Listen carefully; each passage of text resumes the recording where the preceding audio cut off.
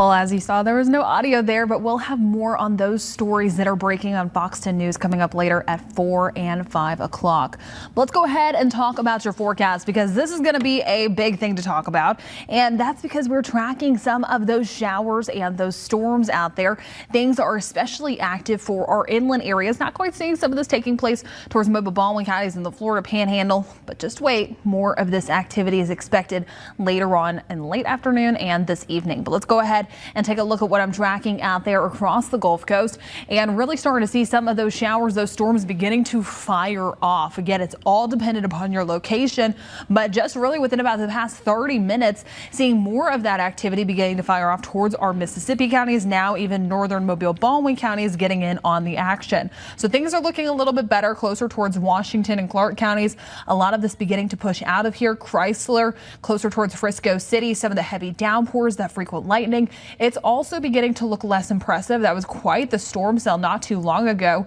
Near Citronelle, Mount Vernon, more of those showers and storms firing off. And then Leakesville down towards Lucedale, Sand Hill especially. Look at how much lightning is in that storm. And then as we make our way further off towards the east, Brooklyn, Mount Union, that's also quite the storm system that we're seeing push through. We did go ahead and get in some reports closer towards red level, just on the south side there of US 84, reporting dime size hail. So we could potentially see some of that hail potential continuing into today. Just near Atmore, also some of that heavy rain and frequent lightning on the south side of I-65. But really, once you move further south, it's quiet. The Florida Panhandle, majority of Mobile, Baldwin counties not quite seeing anything. But if you step outside, you might see some of that in the distance.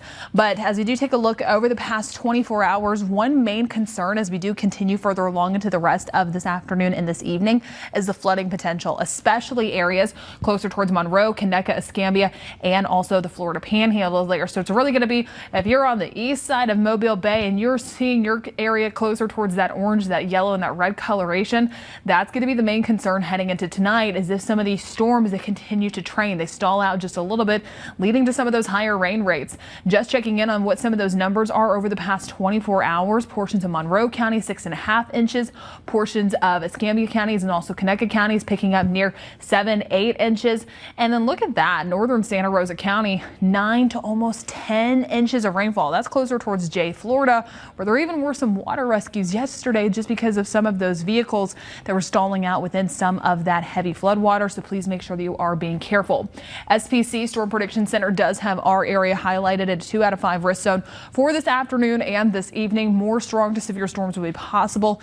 But as mentioned, flooding is number one concern, especially for those areas that have already seen high rain rates in the past 24 hours, plus also gusty winds and some hail. While some brief rotation can't be ruled out, it's not the main concern. It is low for some of that. It's mainly going to be the hail, the winds, and especially that flooding. As mentioned, please be careful if you're going to be driving out there heading further along into this evening, especially if you have Monday night plans. Timing things out on our futurecast, we start off for this afternoon. We get further along into this evening, and look at that. More of those showers and storms beginning to fire off. But what I notice here is that was 4 o'clock. Now it's 6 o'clock. Pay attention to the storm placement. Really not moving much by the time we make it about 2 hours later. So that's where that flooding concern will come into play, especially for portions that have already seen so much of this rain. And it's just a similar look as we get closer towards 9, 10, and even 11 p.m. Meteorologist Nicholas Herboso, he'll be tracking some of these showers and storms later on this evening on Fox 10 News at 4, 5, 9, and 10 o'clock. But I'll talk more about your forecast for the rest of this evening and the days ahead coming up in just a little bit. Okay, getting into kind of those summertime patterns with rain showers and maybe a little bit more severe weather in different places. Every day. Got to watch out for it now. Yep. All right, well, we want to share some of your story right now. And Carol Bebout sends us this picture, a storm rolling in. I've never heard of this. Megargel. Do you know what that place is? It's near Frisco City. Okay. Megargel? Megargel? I should know this. I know where Frisco City is. Megargel? I don't know. That looks right. Yeah, that sounds right. Hey, I always want to learn more. So if you want to send us the pronunciation of that town, I would absolutely love it. Yeah, let's check out this wall cloud, looking dark, ominous. Scary. Less of the pinks and the blues that are hidden under there for more of just the dark gray with that heavy rain pushing in. Yeah, that's an ominous looking cloud there. Very cool to see, but Thankfully, it's just some showers coming down from it. Yep, thankfully. Well, this next one is in from Miranda Gerhart, showing a full rainbow after a summer thunderstorm in Rocky Creek, Mississippi. Oh, we like to see the rainbows. Very beautiful shot there, and you can see both sides of that rainbow. Oh, you can. Yeah, I guess I was talking about there. But yeah, you can. Beautiful shot. And especially once you have like that gray background, it's just nice to have some vibrant colors really shine in there. Brighten that picture up. All right, Milton Riddlemeyer, one of our faves, sends us the sun halo with sun dogs as seen from Gulf State Park. So what you're looking for is going to be that full wraparound, that circle, plus also on the right and the left side, you start to see those little light flares on it. So I see the circle around the sun. Beautiful capture. Yeah, I love that. Thank you, Milton. Now this next one is from Billy in Fowl River. Is that the moon or sun? It is the moon. I think it's the moon. We go back and forth sometimes. It's the moon. All right, yeah. Again, we have a tiny little view that we're looking at this. You guys are seeing it on your big screen TVs, I'm sure, but it's hard to tell sometimes. And then sometimes we've gotten confused. Even people have taken pictures. They said, here's a picture of the moon. And Nicholas was like, that's the sun. That's the sun. Yeah, it can be confusing sometimes if it's a full moon, but a beautiful shot. Nice and bright. I like it.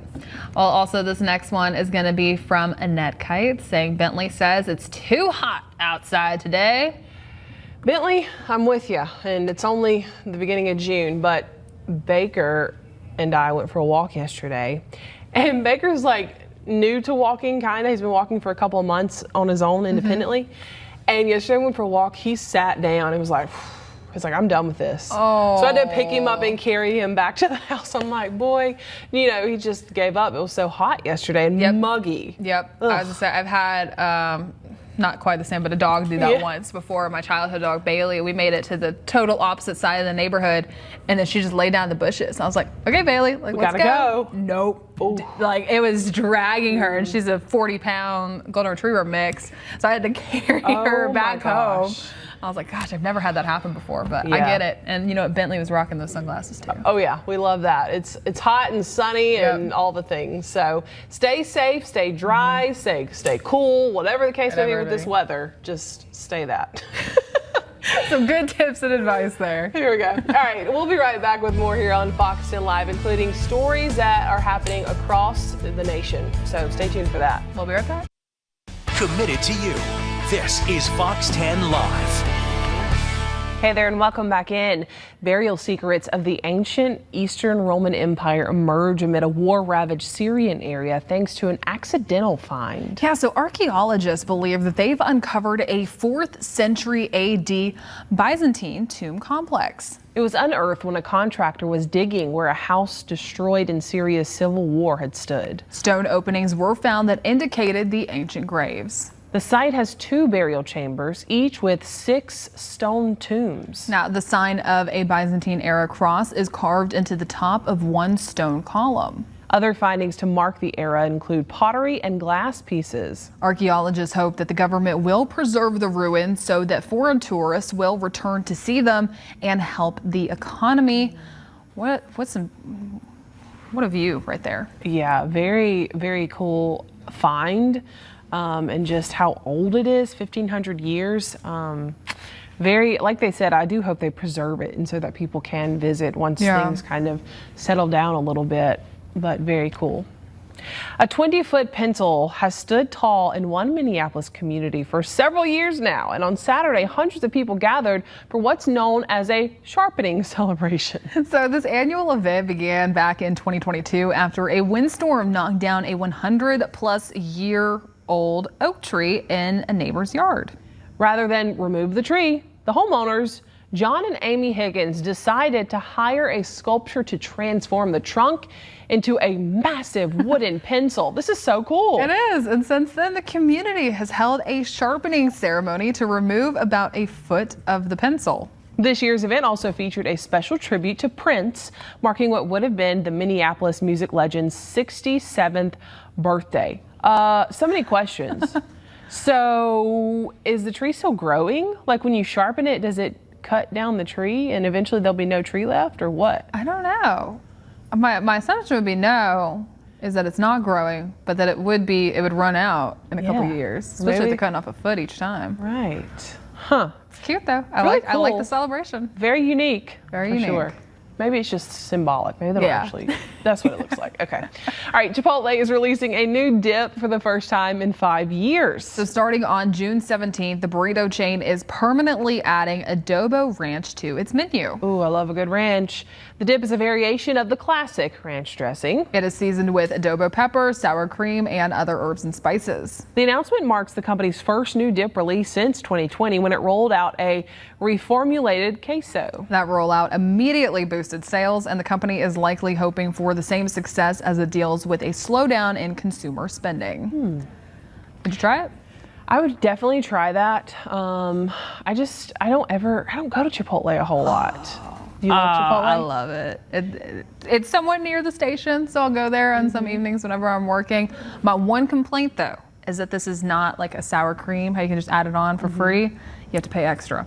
Yeah, they like to charge extra for the sour cream, for the guac. But June 17th, you can get it free. I looked it up. So Okay. have to give it a try. All right, well, look in the air. It's a bird, it's a plane, it's a zebra. Yeah, a helicopter was used to retrieve a runaway zebra, which was captured Sunday after more than a week on the loose. Look at this video. That zebra, that zebra is very dizzy. Oh my goodness. During the search, the zebra got plenty of attention on social media, getting transformed into memes. Oh, absolutely. And it got nicknamed Ed. Ed. Okay. During its time on the lam, Ed prompted the closure of a section of a Tennessee interstate. Ed was eventually captured in a field about 45 miles south of Nashville, airlifted to an animal trailer, and returned to his owners. The Tennessee Highway Patrol, the Tennessee Wildlife Resources Agency, and other agencies were all involved in making this possible. The owners say that the pet zebra escaped a day after they got it. Uh-oh. And yes, believe it or not, it is legal to own a zebra as a pet in Tennessee, because I know you all were wondering that. Yep. This is just fantastic video. Whoever took this, kudos to you. But that zebra just spinning up there is hilarious to me. I wonder if he got down and just vomited as soon as he touched down. I'd say the videos out of this have been hysterical because there's been neighborhood ring cameras that show the zebra running through homes, trail cameras, the Nashville TV stations. They had their helicopters out following the zebra as it was running through fields. So quite the story. Wow, that's a lot of resources for a zebra. But you know what? Ed is back home. Let's go ahead and talk more about your forecast and taking a live view outside down in Orange Beach. We do have some rough surf out there, but look at all those people getting out and enjoying this Monday. But please be careful. Single and double red flags flying out there across our local beaches. I know that you want to get in the water though, because it's toasty out there. Temperatures resting in the upper 80s, but feeling more like 102 due to that high humidity. Enjoy the pool for the next few days. We will start to see improvements with our rip current risk, hopefully by the time we get closer towards midweek and continuing into the weekend. It's really just today and tomorrow that's going to be a little rough out there with those breezy southwesterly winds. Now heading into this afternoon and tonight, the SPC, the Storm Prediction Center, does have us highlighted for strong to severe storms, mainly looking at the potential of heavy downpours, frequent lightning, gusty winds, and some hail, while some rotation can be ruled out. It's on the lower side, again, not zero, but those main concerns, especially with the flooding potential for our inland spots and closer towards the Florida Panhandle. Some of those areas really got a lot of rain yesterday, and looking at more of that potential heading into tonight. Here's timing things out, seeing more of those showers and storms beginning to ramp up later on this evening. But look at the placement of these storms, and let's go ahead and time it out. You really don't see much of that movement taking place. So really Washington, Clark, Monroe, Conecuh, Escambia counties in Alabama, along with portions of the Florida Panhandle, spots that have already seen so much of this rain, only continuing. Now we're making our way towards 9 and 10 o'clock, 11 p.m., and it's still going. Please be careful in case you're going to be driving in any of this. Remember, if you can't see the roadway in front of you, turn around. Our day planner heading into tomorrow, hot once again. Those winds are a little more calm. Daytime highs mid to upper 80s, but still looking the potential for more of those showers and thunderstorms because it's summertime here on the Gulf Coast. Rain chances every single day. It's warm, it's humid out there. But meteorologist Nicholas Herboso, he'll continue to keep you updated coming up on Fox News at 4, 5, 9, and 10 o'clock. Shelby. All right, Jen, thank you for that update. Of course, stay tuned to the forecast. You never know when it might shower where you are. We've got a lot more coming up for you, though. We're going to take a quick break. You're looking at downtown Mobile, people traveling. We are 3:21 right now, so getting closer and closer to that 5 o'clock rush hour. We'll be right back.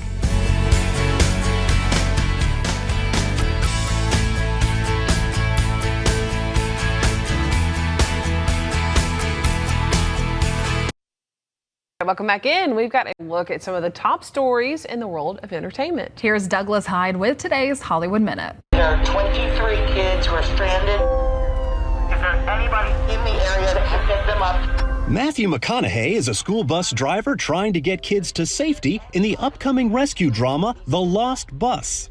America Ferrera also stars in the film, which was inspired by a deadly 2018 wildfire in California. It's written and directed by Paul Greengrass, who did award-winning work on the 9/11 drama United 93. The Lost Bus debuts in select theaters and on Apple TV Plus this fall.